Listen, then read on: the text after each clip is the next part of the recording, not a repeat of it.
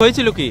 সকাল 5টা 15 মিনিট নাগাদ এই গাছটা উপরে পড়ে এই বসত বাড়ির উপরে, আর রাস্তা টোটাল ব্লক হয়ে যায়, মানুষজন যাতায়াত করতে পারছে না। এই যার বাড়িতে পড়েছে তিনি কি কোথায়? তিনি এখন বাড়িতে নেন, তিনি মানে কলকাতাতে আছেন, কলকাতায় থাকেন আপাতত। তো এই ঘরের মধ্যে কি কেউ ছিল? আপাতত কেউ ছিল না।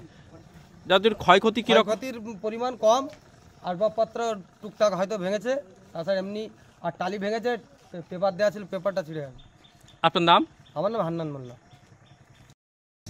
বলছে আমরা এর প্রতিবেশী, এনাদের এই ঘরের উপরে পড়েছিল গাছটা, ঘরটা বাঁচানোর জন্য আমরা ডালগুলো কাটছি।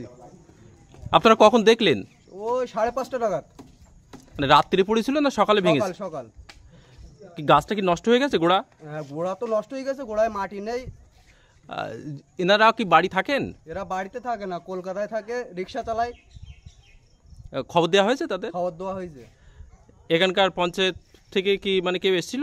মেম্বার এসেছিল, এসে দেখি চলে গেছে। আপনার নাম? আমার নাম ইমাম হোসেন মোল্লা। বাড়ি? বাড়ি আমার এই তো পাশেই, আচ্ছা। সামনে।